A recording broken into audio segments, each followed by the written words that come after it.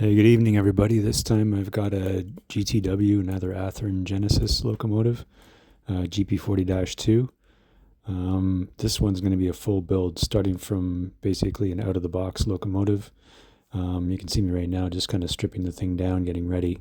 I've got about 6.5, 7 hours of video, and I'm going to break this down into probably 3 parts. So this will be part 1, just showing you what I'm doing, and I'm going to do the full electrical on this one too, plus the weathering. So stay tuned. So as you may know, I mostly work on Atlas units, so this one was a bit different for me. Things are a bit harder to take apart. I wasn't really used to how things come apart. Just using the plier, the tweezers to get the railings off. Most of them popped out, but some of them I actually did have to break the nibs off. I think this one right here I actually broke off. I'll have to glue that back on. The front railings are pretty good. They came off nicely, but the side railings I had a few issues with. Now on to getting the shell off. Obviously, first thing is to undo the coupler boxes and pop those out, front and rear, and then try and get the shell off. As you can see, I've got the hatch come off of my hands here, and then just trying to get the screwdriver underneath the sill to get a bit of leverage under there and try not to break anything. But that shell did not want to come off the chassis. Not as easy as an Atlas one for sure. That's probably a good thing, but definitely a tight fit. You see I taken the fuel tank off to try and get a better grip on things. But eventually it comes off, and it's something you don't want to yank off, that's for sure. Just pull it off gently. I've removed the expensive decoder out of there so I don't ruin that. And just generally taking a look at things. I need to get the cab off. And again, I've only done this once before on that wide cab GTW. That was the Athearn Genesis one that I really took apart. So these are different. The pieces don't come off as they do with an Atlas locomotive. The cab actually comes off of the long hood and leaves the nose and the sill behind. So yeah, if you have to do any kind of lighting in the cab, you're going to take the long hood off with it. So just the tabs underneath here, loosen those up, kind of get in there with a flat screwdriver. And then all the way around, this is me trying to figure out how to get the long hood off the sill. And it turns out these things are glued pretty much. The tabs, there's about 15 tabs down the side and the rear and the front. And they all need to be gingerly pried loose so you don't break anything. But once you get like 1 or 2 tabs out, you can start getting a screwdriver. And here I have a blade going underneath and kind of separating, just working that blade as I stick it under and popping each one of those tabs. And this did take some work. Here you see, and on this side where the ductwork is, you can't really access it from the outside, so you've got to get in from the inside and try to pry it up. And eventually you do get it loose enough where you can just kind of pry the sill right off. No, the walkway, sorry, right off of the long hood. But not as easy as an Atlas locomotive. Anyway, so keep going, slowly, slowly, slowly, pry each one of those tabs loose, and the long hood eventually does come off. You can see I've kind of given up taking the long hood off the walkway there and decided to take some railing off the back instead. Wanted to feel a bit successful, so you switch over to something that hopefully is a little easier to do. This back railing was actually a pain, but I needed to get that railing off in order to get the blade under there and pry the last 2 tabs out of the rear. And just about to get that going, so switching between the knife and the screwdriver, and now I've got the rear out, and I can slowly work the rest of the tabs out. And there we go, separated. That was a lot of work. So this locomotive came with a beacon, and that's the LED right there that I'm pulling out. And I'll take the beacon out now. This thing was a surprise as well. It's actually in there quite well. Half of it's inside the cab. It's a massively deep beacon, and as you can see, it took quite a bit to get that out. And the result is a giant hole in the cab roof. Everything else came off pretty easily, and so now I've stripped that down. And what am I doing here? Oh, I thought I should take the steps off the outside because they usually break off, but they were in there pretty well, so I left them alone. Okay, once I got the shell all separated, I moved straight into making the ditch lights. This is a piece of like 2 mil tubing, styrene tubing with I think it's a 1.5 solid rod jammed down the middle of it. And then on the sides, I've got some very thin point, or what do they call it, 5/1000th sheet cut into thin strips, one on each side, just to form I guess they'd be like the clamps on either side of the ditch light. So I drill out the center, and then I use my blade to kind of make the bezel for the light where the LED would actually sit inside. And then once I get the shape done nicely on the end, so I've rounded off the outside edges and kind of got that cone shape in the middle, then I take my hobby saw and kind of cut as straight as I possibly can and just cut off the end. And then if I want to make 2 ditch lights, I actually, oh, I'm cutting the other side of this one now. So I did both sides. So I'm just seeing how those turned out. Let's see if I can show you what they look like up close. There you go. So they're basically 2 kind of discs with, there you go. You can see the 2 fins on the side. Just drilling out the core there. And then I'll get in there with the knife and just flare it out. Just spin it around. Kind of forms a nice little cone.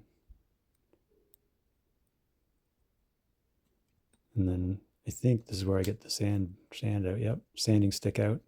And this is where I'm rounding the outside edge to make it look like a rounded bezel. And just keep sanding until you get the general shape, get all the burrs off. Make sure it's nice and parallel, flat edge. And then once you're finished sanding, you cut the end off. So I was making 4 ditch lights actually, because I thought this actual locomotive had 4 ditch lights. Turns out it only had 2. So I ended up taking the best 2 out of what I made. So I'm going to cut the ends off and I have that 5/1000 styrene material on both sides of this styrene rod. And so I manufacture ditch lights on either end.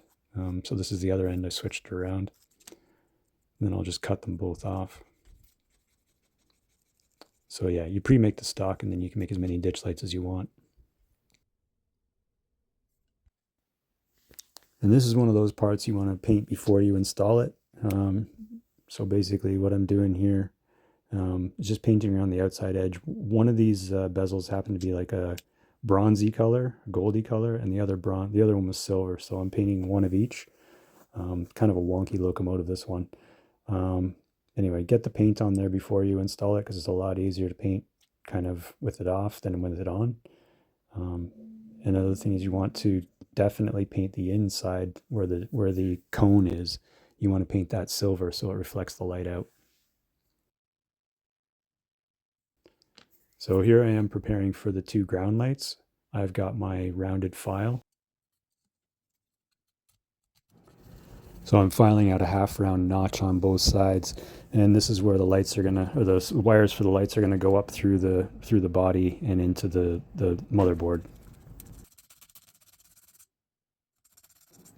The lights I use are 0402 warm LEDs with magnet wire, so the wires are super thin. You don't need much of a notch here.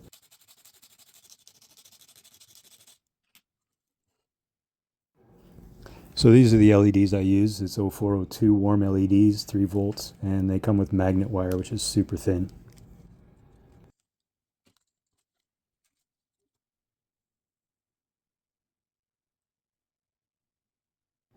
An important step here is before you do anything with your LEDs, the first thing you want to do is test it on a button battery. So this is I think it's a 2525 CR2525 button battery, 3 volt, and you just put the red wire on the positive and the longer wire on the positive, the shorter wire on the negative, and just test to make sure that they work before you put any time into installing these things, because they do take time to put in, and they're a pain in the ass when you get it wrong. You put all your shell back on, and when your LEDs is burnt out.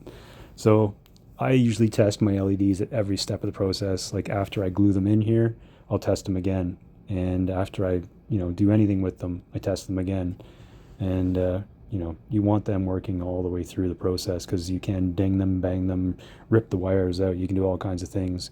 And it's extremely frustrating to have the shell back on and putting on the programming track and then realizing that no matter what you do with programming, it's not going to work because the bulbs or the wire is detached or something like that. So I attach the LED itself first, pointing the direction I want the light to go, and I let that dry, and then I attach the wires very close to the actual LED itself, just so the wires minimize the chance of the wires getting ripped out. And the reason why you want to be so careful with this and you want to test every step of the way is because you will be handling this locomotive quite a bit before you get it closed up and protect the LEDs for a long time. So here I am testing again. That's installed. It's still working. That's great. Moving over to Tamiya putty. I'm just going to fill in some of those gigantic holes in the cab roof there where I pulled out the beacon and the firecracker antenna. And I'll probably have to do, I think I did about 3 coats of this just to get it to fill in properly. This one's just filling in, doing a primary filler in the hole, not too fussed about smoothness on this one. I'll sand it smooth and then put another coat on. It's kind of like doing drywall, I guess. And while the putty's drying, there's always something else to do. So I figured I'd take out the cab sunshade there and start putting a coat of silver on it. That what I first put on there was 70% IPA to get the craft paint to actually flow nicer and give a smoother finish. So I'm just getting that on there now.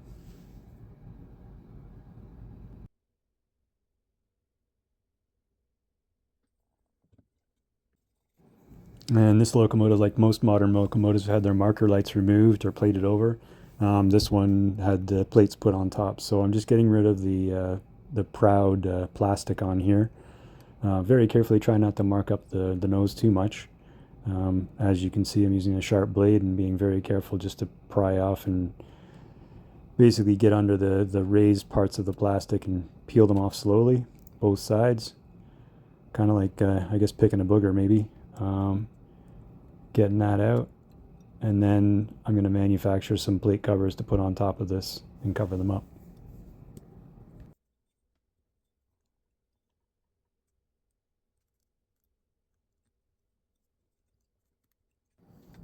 So here's a little tool I made using the bamboo skewers. Just cut the skewer itself, sand out the edge nice and smooth, and then glue on a piece of 120 grit on one side and 400 grit on the other. And they make really good scouring sandpaper, I guess, just to get into these finer details, right?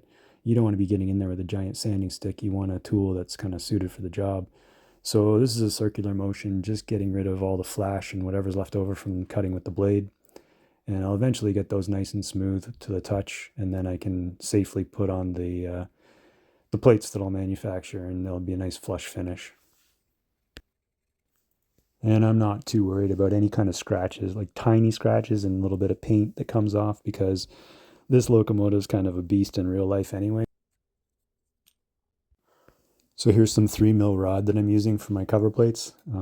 Basically what I want to do is cut off like a biscuit off the end of this thing, as thin as I can make it and as straight as I can make it. So nice straight down cut using the hobby saw. There it is right there. And I'm going to make 2 of these. Probably want to make 4 just to make sure you get 2 good ones out of the bunch. There's one, and I'll cut this one off. And there's always burrs from the saw blade and everything else that you got to smooth out. So again, get out the sanding stick. In this case, it's an emery board. And just, it'll stick nicely to your fingertip, and just move your finger back and forth. Gets rid of some of your fingerprints, but that's okay.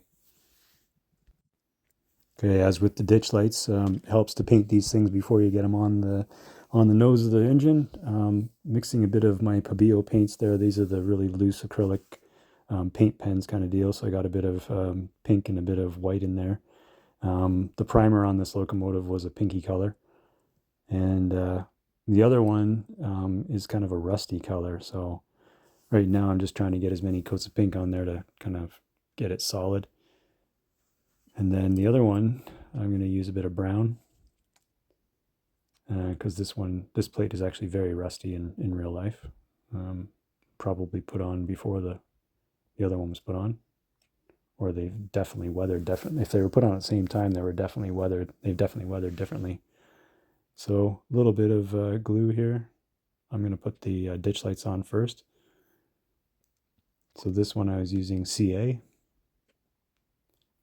and just pick up my pre-painted ditch lights and get them fixed in place before the CA hardens. And I'm using my gel CA, not the runny stuff. A little bit on the other side there, the pilot.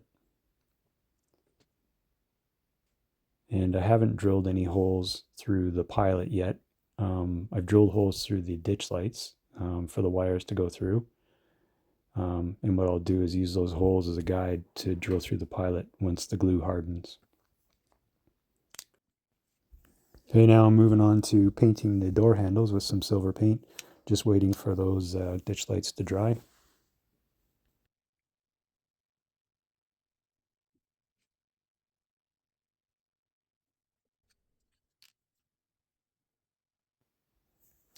And my cover plates are dried now, so getting out the CA again, putting 2 dabs on the freshly sanded areas.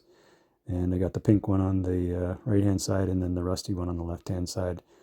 Just making sure that they're where they're supposed to be, move them up and down with the blade, because you only get one chance to put this on.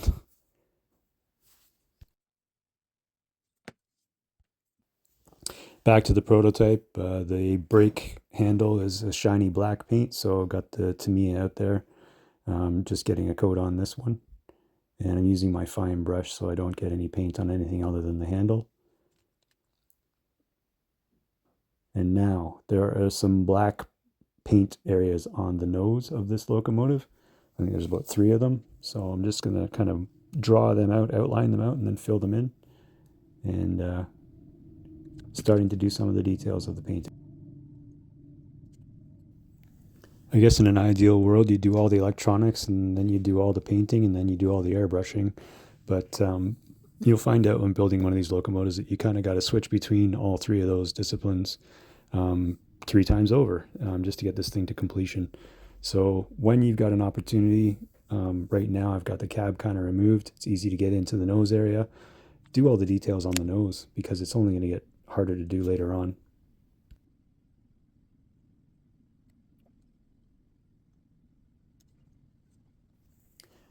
So the cover plate's dry now. I'm going to take a little bit of Winsor & Newton burnt sienna and put it over top of the cover plate that was rusty, just to add a bit of depth. Nice to do double coating. And now that my putty's dry on the top of the cab roof, I get my bigger sanding stick here. Again, this is a bamboo skewer, but a bigger dimension one. And then another coat. Now my ditch light bezels are dry, and it's time to drill the hole all the way through the pilot. And this is going to allow me to thread my 2 magnet wires through into the body of the locomotive so I can connect those up to the motherboard. So just going down the center of the carved out area that I made and like threading a needle, get the wires through, and then I got to tuck them under the steps. And I want to point the LED outwards so I get the most light coming out of my ditch lights. And what I end up using is that canopy glue again. And I put a bit dollop of canopy glue in the actual recess of the ditch light, and then I make sure the yellow part of the LED is pointing straight outward, and then I pull it in and I just tuck it in nicely. Here I am kind of getting out my markers here, my paint markers, and I want to make sure that I mark my lights. So I'm going to use green for my 2 ditch light wires and green and red for my 2 ditch light wires that are positive. Always good to mark your wires because when you get them all inside the body there, you kind of lose track of which ones are which. So that's a critical step there, is it definitely mark your wires. And I use paint. I paint my wires. So here's the second LED going in, and just make sure that they're nicely lined facing outward. And again, get the battery out and test. So every step of the way, test your LEDs, make sure they're still functioning. Here I am painting the wire. So that's the positive, I'm painting it red. And then the other one just gets green and red, and then the other one just gets green, the negative gets green. So here they are both together, tested nicely. Just touching up some of the areas around where I glued, and the pilot on this one was actually, all the white was painted black, so I'm just doing that.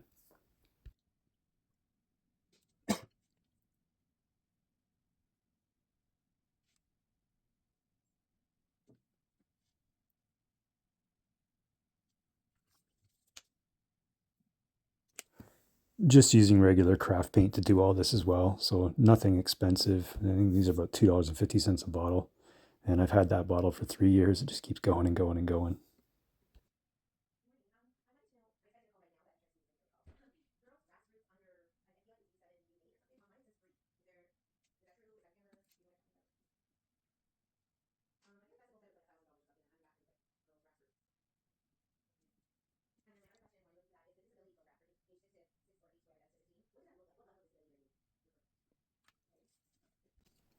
This little thing I'm making is a vent cover for the conductor's side nose.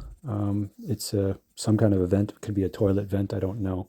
But again, just cut off a piece of stock from a rod and smooth it out. And I think I painted this one a rusty color as well in the end. I also put a piece of tiny 5,000 stock on the end to keep it offset from the body of the nose. Now I'm moving on to the fuel tank.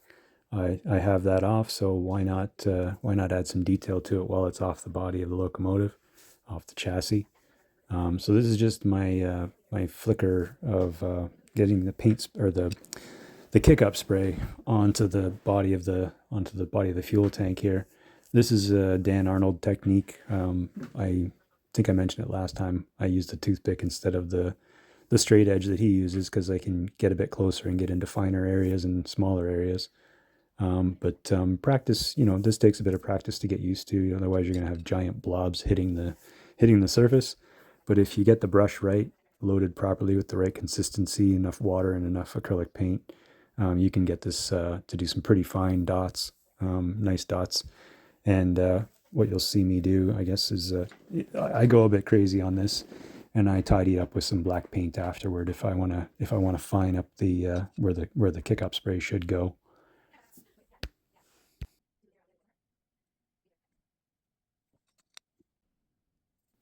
So I've used three colors here.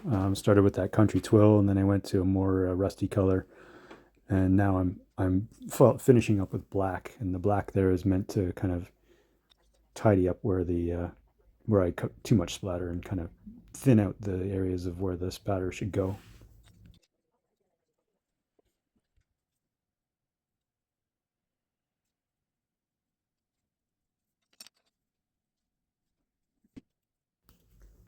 Okay, this locomotive has a black ring around all three fan vents at the back. And so just using some Tamiya masking tape here, wrapping it around each one of the fan housings, leaving half exposed and half covered. And I'll follow up with a brush and just paint those areas black, just like on the prototype.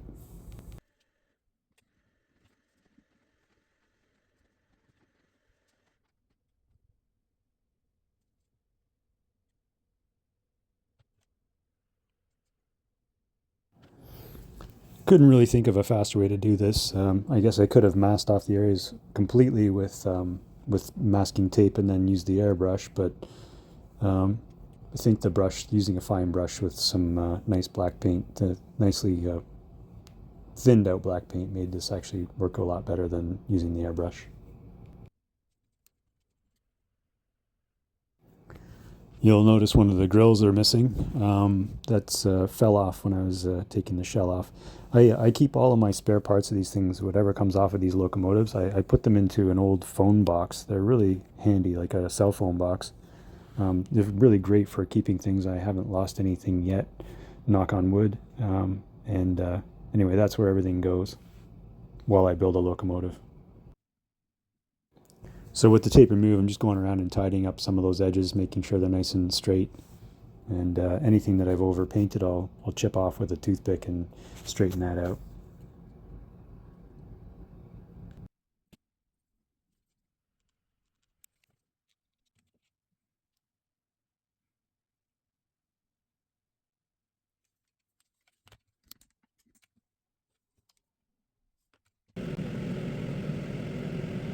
And we made it down to our first session of the airbrush booth. A combination of light green, sky blue, and flat white. And this is meant to just kind of give a bit of a faded blue with a bit of a turquoisey tone. These engines obviously have been in the sun for decades, and the paint is no longer the bright blue that it came out with. So just going over the entire locomotive here, bringing the tone into more of a turquoisey, lighter tone. Taped off some areas, but not all. Just generally try and be careful not to paint over the GT and turn that turquoise, and keep your airbrush away from the rear cab windows and the side cab windows. Not too hard to do, just kind of watch where you're aiming when you paint. One thing worth mentioning, when I do the side of the long hood, you'll see that I'm going up and down, and I'm trying to pick off each one of those individual doors along the long hood side and paint the center of those, the lighter tone, and I kind of try and leave where the doors are joining the next door, I kind of leave that darker if I can. I am going to follow up with some panel lining along those creases and cracks, but it just helps the full model if you paint the center of the doors and not the entirety of the whole long hood. I'm just switched over to, I think it was silver here. I'm just doing the cab sunshade again. I did paint it with a brush, but I'm going over with the airbrush.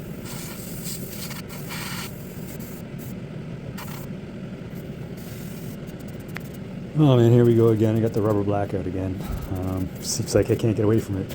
But just going around locomotive again, doing the underside and the walkways. Just kind of getting a bit of a darker tone on here. This is just a very light base coat. Keeping the blue and the red kind of showing through, because I'm going to hit them with a bit of dust and rust. Now I've just got one of those micro brushes dipped in a bit of 70% IPA, and I'm cleaning up all of the overspray on the GT. Okay, once I got that cab roof color the way I want it, I can start putting details on the cab roof. And this is my sheet aluminum that I use. This is not thick aluminum foil. This is actually 5/1000th of an inch, I think, aluminum. It's actually, not bendable, not too bendable anyway. I got to use pliers to bend it. What I'm making is the two beacon housings to go on the front of the cab, and just bending a 90-degree angle on a couple pieces here, and I'll follow up with drilling a hole through each, and the hole is obviously to let the light shine through. I'm going to install an LED on the bottom of each one of these things.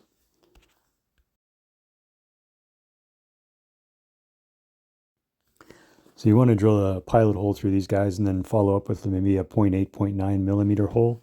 That's just going to allow the light to shine through into the bottom of my homemade beacons, and I'll give you a glimpse of those soon.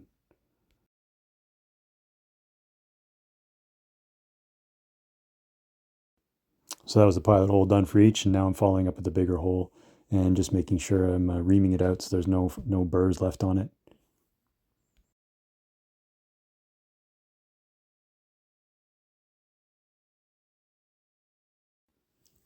Taking a quick measurement using the LED to make sure that it's not going to fall through the hole I just drilled, and making sure it's the right size, which it is.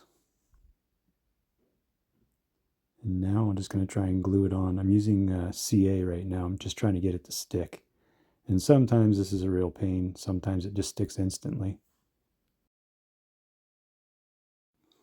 I gave up holding it up in the air. Now I'm trying to use a toothpick to hold it down so I can get the LED to stick.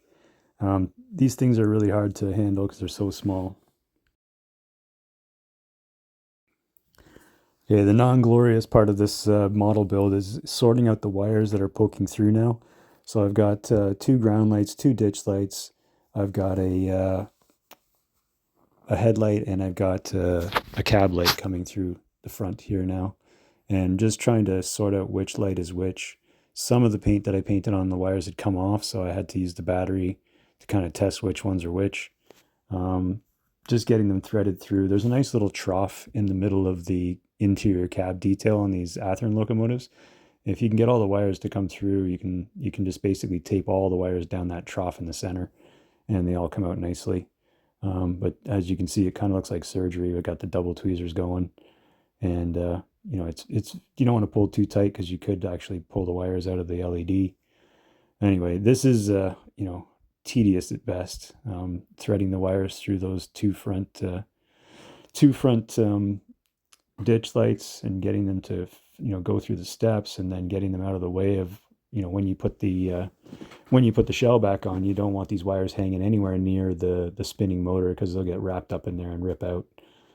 So I'm using some of that, what's it called? The electrical tape, the yellow stuff. Nice stuff to work with, great stuff to work with, actually.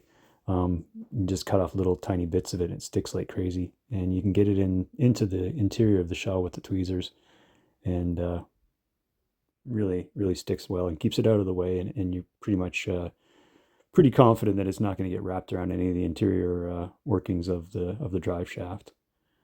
So yeah, just kind of sewing really. Here you can see me gathering up all the blue wires, I guess the positives. They can all go together, and I just twist them all into one big bundle.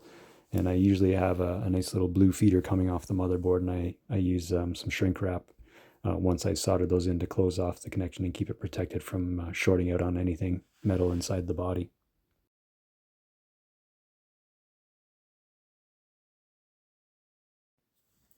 And as bad as this threading job seems, it's nothing in comparison to 4762, where I had 15 LEDs all coming in from everywhere on the long head, the front, the back, the top, everywhere. And just trying to make sense of those wires was insanity. I will say that this one had its own problems because I wasn't used to using an Athearn motherboard. I usually use decoder buddies, and I also thought this was a Locksound 5 decoder. Um,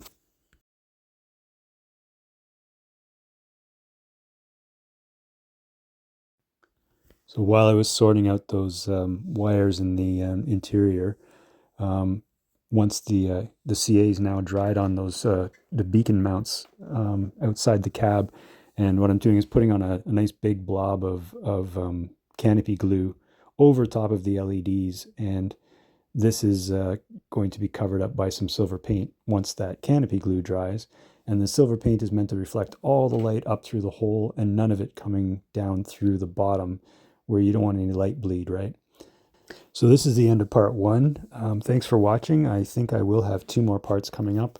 I'll kind of wrap it up here now. Thanks for everybody watching, and I'll have another video soon.